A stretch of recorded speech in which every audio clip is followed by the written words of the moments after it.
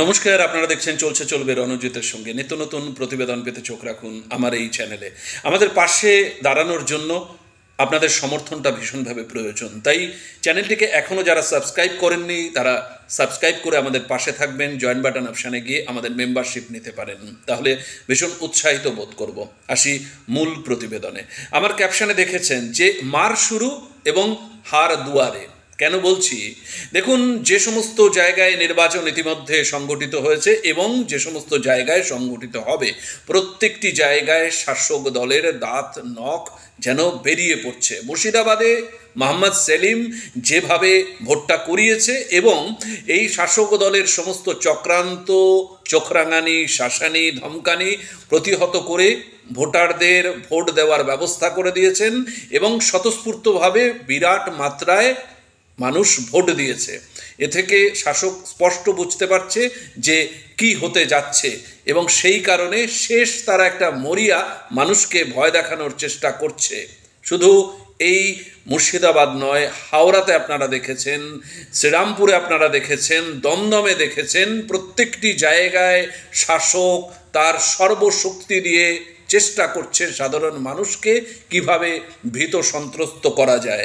হাওড়ায় মার খেয়েছে, শ্রীরামপুরে দম্পতি মার খেয়েছে এবং এই দমদমের বুকেও বিভিন্ন জায়গা থেকে আমাদের কাছে খবর আসছে যে মার এবং ভয়, ধমকানি, চমকানি এগুলো ভীষণ মাত্রায় শুরু করে দিয়েছে।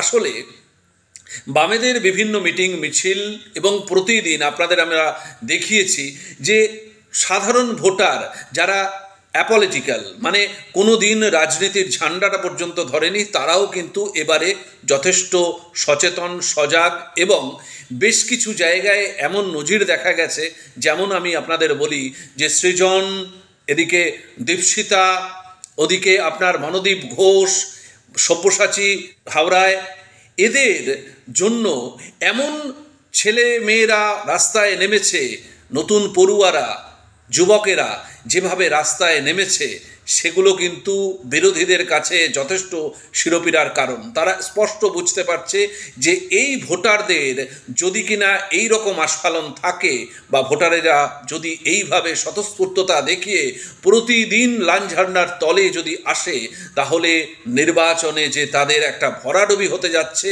বা বামেদের যে ভোট শতাংশ অনেকটা বাড়ছে, যেটা বাড়লে 2026-এর নির্বাচনে যথেষ্ট পরিমাণে তাদের বেগ পেতে হবে আবার শাসন ক্ষমতায় আসার জন্য, এবং সেটা দূরস্থ হতে যাচ্ছে এমন তারা আশঙ্কা করছে এবং সে আশঙ্কা থেকেই তারা এইভাবে আমাদের সমস্ত রকম যত রকম আমাদের আশঙ্কা ছিল সেগুলোকে সত্য করে সাধারণ মানুষকে এবং বামমুখী যে সমস্ত ভোটার তাদেরকে ভীত সন্ত্রস্ত করে যাতে ভোটটা নিজেদের কবজায় রাখা যায় সেই চেষ্টা করছে। কিন্তু লক্ষণীয়ভাবে দেখা যাচ্ছে ঠান্ডা মাথায় বামেরা বা বাম কর্মীরা কাজ করছে।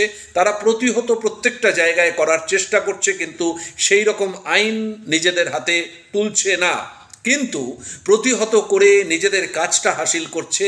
খুব ভালো স্ট্র্যাটেজি নিয়েছে, যেটা আমরা দেখেছি মুর্শিদাবাদের ক্ষেত্রে।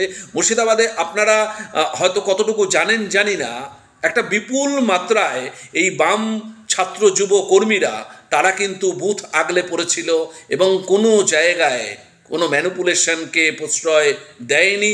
প্রচুর জায়গায় চেষ্টা হয়েছিল শাসক দলের পক্ষ থেকে বুথ ক্যাপচারিং করা বা অন্যভাবে ভোটারদের ভীত সন্ত্রস্ত করা যাতে ভোটমুখী না হতে পারে, কিন্তু সমস্ত তাদের সেই প্রয়াসকে ব্যর্থ করে শেষ পর্যন্ত শেষ হাসিটা এসেছে জনগণ এবং তারা ভোট দিয়েছে নিজেদের ইচ্ছায়।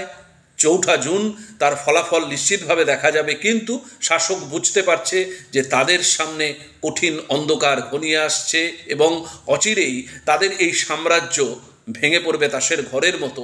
এটা যেন একটা কোনো জায়গা থেকে আশঙ্কা করেই তারা এই রকম দাঁতনখ বের করছে এবং প্রত্যেকটা জায়গায় এই রকমভাবে ভোটারদের ভীত সন্ত্রস্ত করার চেষ্টা করছে।